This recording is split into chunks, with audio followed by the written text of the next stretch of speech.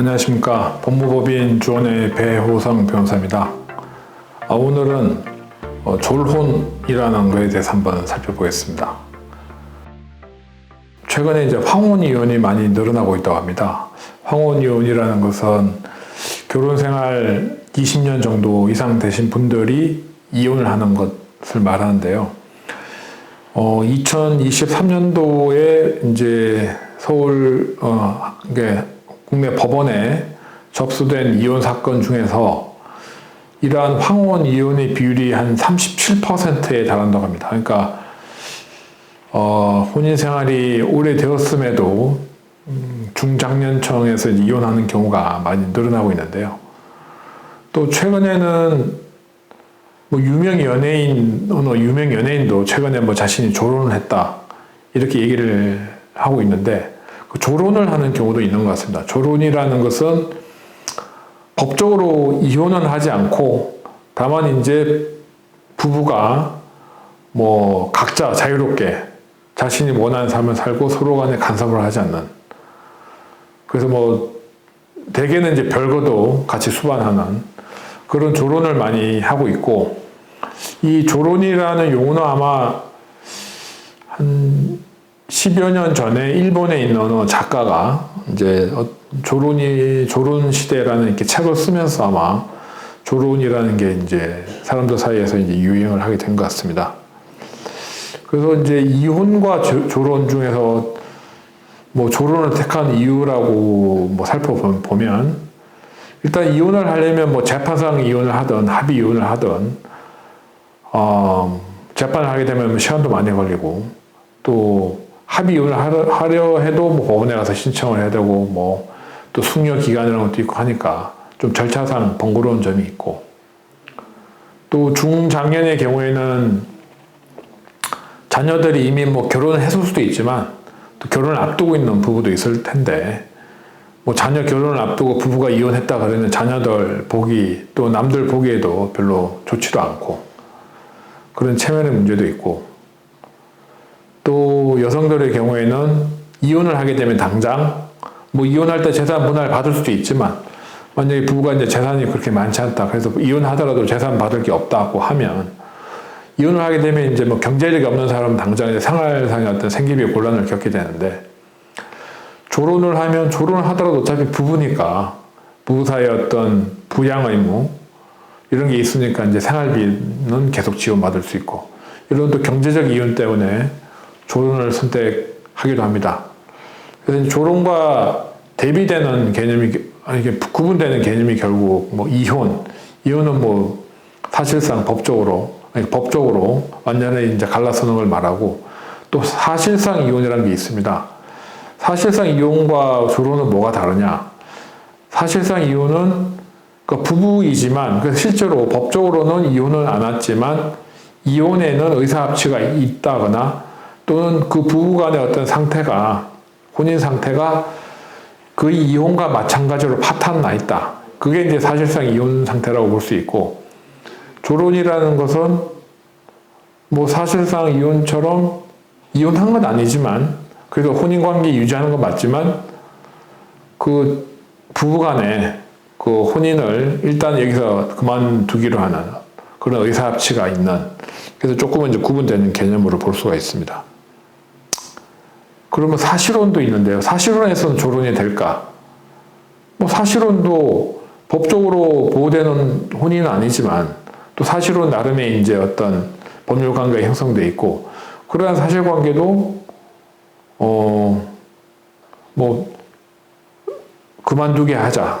그만두자 그런 의미에서의 졸혼도 가능할 것 같습니다.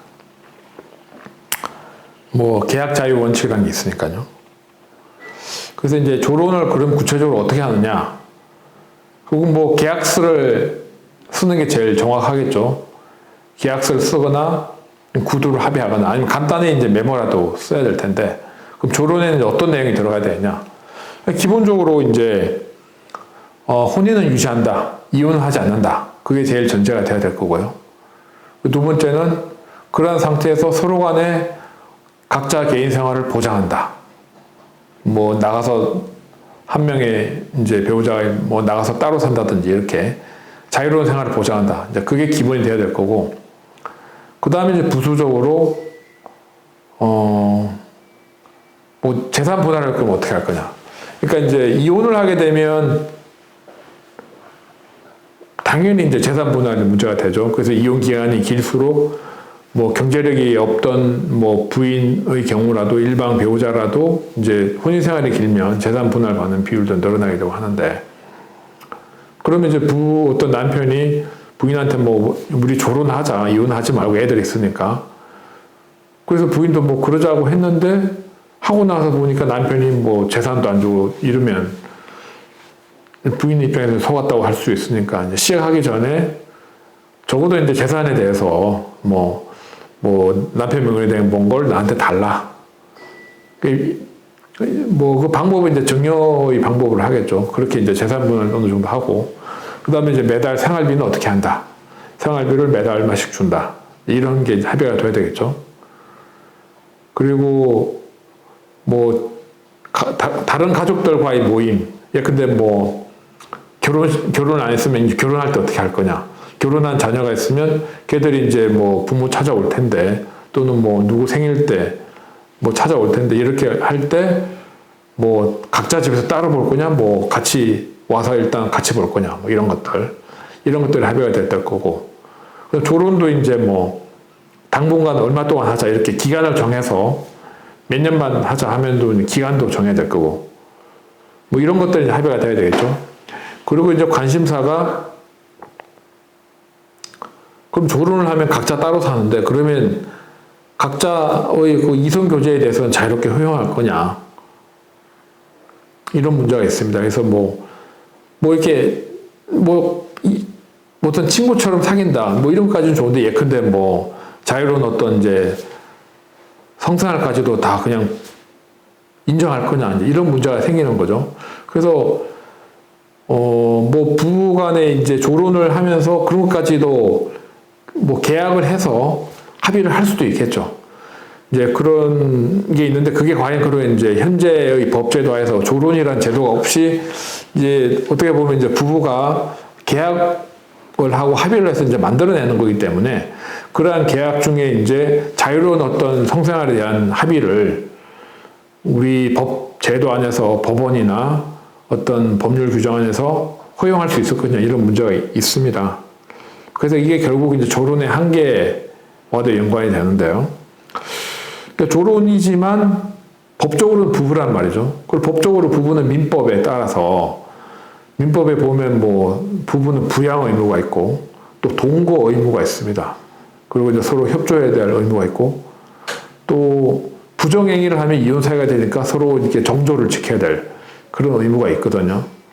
그래서 동거 의무의 경우에 서로 합의해서 뭐 따로 산다, 이 정도는 가능하겠지만, 조론했기 때문에 내가 생활비를 안 주겠다, 그거는 이제 그 부양 의무에 반하니까 그건 안 될 것이고, 또 정조 의무의 경우에도 분명히 이제 부부이기 때문에, 또 부부가 부정한 행위를 하면 그 이혼 사유도 되고, 그래서 비록 부부간에 이제 그러한 걸 합의했다 하더라도, 자유로운 어떤 연애 관계에 대해서, 만약에 이제 처음에는 뭐 부부 쌍방이 합의했지만 어느 일방이 어느 순간 이건 아니다 싶어서 그걸 상대방이 이제 그 부정행위, 예컨대 이제 연애행위 문제 삼아서 이혼 소송을 제기한다 그러면, 아직 뭐 여기에 대해서 뚜렷하게 우리나라 대법원이 판단 내릴 바는 없지만, 어떤 우리나라 어떤 그 유교적인 정서가 아직도 많이 남아있고, 그 전통적인 도덕관념, 이런 게 비추어 보면, 비록 조론 합의에서 그런 걸 용인했다 하더라도 이제 어떤 이혼 사유가 될 수 있지 않을까, 뭐 그런 생각이 듭니다. 그러면 조론을 하는 중에 이제 조론을 끝내려면 또 어떻게 해야 될까? 그 조론의 방법이 그 어떤 종류의 방법인데요. 결국 처음에 조론할 때 뭐 몇 년간 하자. 그러면 그 몇 년이 지나면 이제 그 기간은, 조론 관계는 끝나겠죠. 그러면 그 이후에 이제 서로 합의해서 연장할 수도 있고, 뭐 몇 년 동안, 3년 동안 뭐 이렇게 떨어져 지내다 보니까 또 이런 점이 있으니까 다시 합치자, 이렇게 할 수도 있을 것이고, 그 예컨대 조론을 3년을 합의를 했는데 한 1년 반 지나서 어느 일방이 나 이거 싫어. 나 그냥 같이 살래. 당신 다시 나 집에 들어와. 아니면 내가 당신 집에 들어갈게. 라고 하면 조론이 깨지느냐. 이미 합의는 3년도 있는데 1년 반 지났을 때 이제 어느 일방이 그렇게 얘기하면 깨질 수 있을까? 그것도 이제 조금 전에 말씀드린 대로 조론이라는 이혼이 아니고 아직 여전히 혼인 관계이고 혼인 관계에 아까 말씀드린 것 같이 동거 의무가 있으니까 혼인에 따른 그 동거 의무를 이행하라고 요구하는 거잖아요. 그러면 이제 부부간에 뭐 동거 의무에 대해서 떨어져 있기를 합의했다 하더라도 결국 법이 우선하는 거 아닐까 그런 생각입니다. 물론 이건 또 나중에 이제 법원에서만 다투어지게 되면 또 뭐 법원의 새로운 판단이 나올 수도 있겠죠.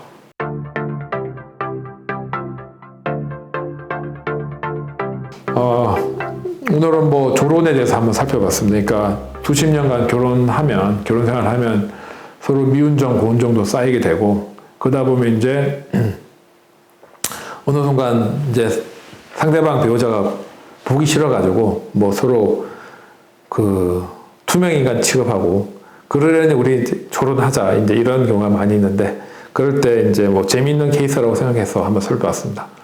예, 많이 참고되기 바랍니다. 감사합니다.